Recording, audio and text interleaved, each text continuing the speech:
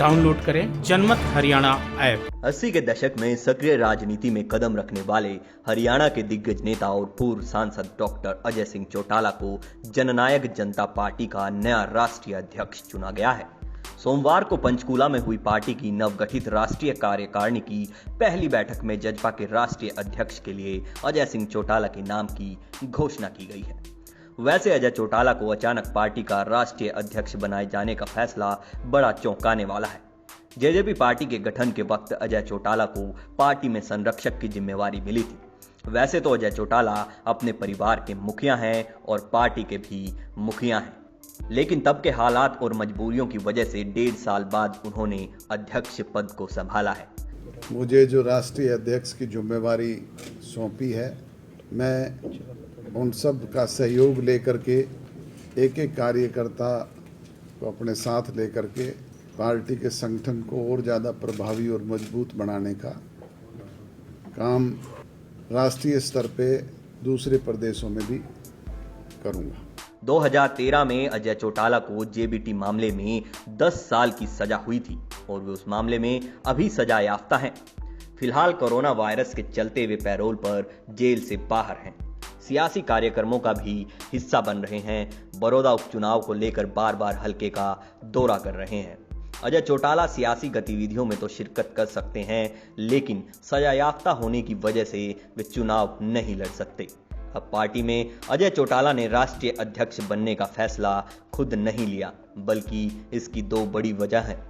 पहली वजह पार्टी के सीनियर नेताओं की इच्छा और दूसरी वजह है पार्टी के कार्यकर्ताओं का टूटकर दूसरी पार्टियों में शामिल होना। पार्टी के वरिष्ठ नेताओं का मानना है कि अगर अजय चौटाला पार्टी के मुखिया की कुर्सी संभालते हैं तो पार्टी का कुनबा और बढ़ेगा।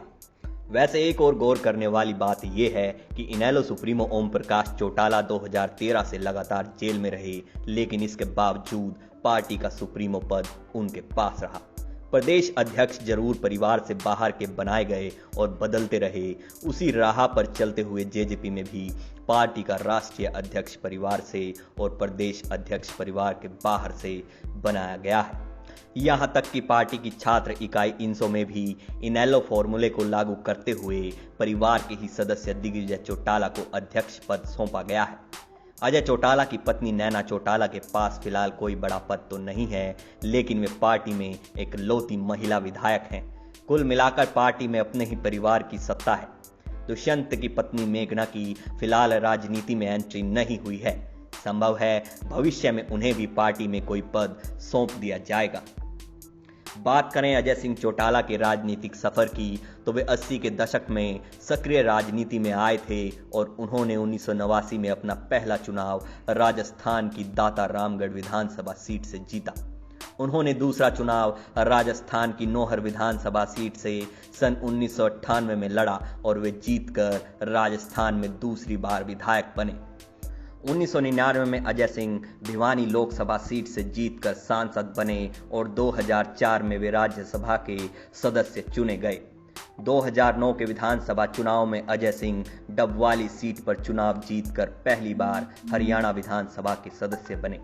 इस चुनाव में उन्हें डबवाली से 47% से भी ज्यादा मत हासिल हुए।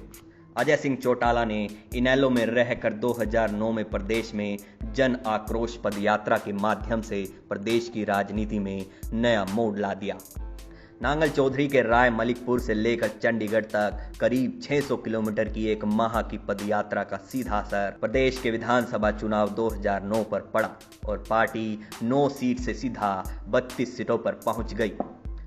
5 अगस्त 2003 को भिवानी से लोकसभा सांसद रहते हुए अजय सिंह ने युवाओं को राजनीति में सक्रिय करने के लिए इंडियन नेशनल स्टूडेंट ऑर्गेनाइजेशन यानी कि इनसो की स्थापना की। अजय चौटाला ने राजस्थान यूनिवर्सिटी से वकालत और कुरुक्षेत्र विश्वविद्यालय से पीएचडी की पढ़ाई की है। इनेलो से निष्कासित करने के बाद अजय चौटाला ने 9 दिसंबर 2018 को जींद में जननायक जनता पार्टी बनाई और पार्टी ने 2019 के विधानसभा चुनाव में 10 सीटें जीतकर हरियाणा सरकार में भागीदारी हासिल की। ब्यूरो रिपोर्ट, जनमत हरियाणा। राजनीति के आगे, राजनीति के पीछे, हर हलचल को जानने के लिए हमारे YouTube चैनल जनमत हरियाणा को लाइक करें, सब्सक्राइब करें और अपडेट रहने के लिए बेल आइकन दबाना ना भूलें। देखते रहें जनमत हरियाणा, सच के अलावा कुछ भी नहीं।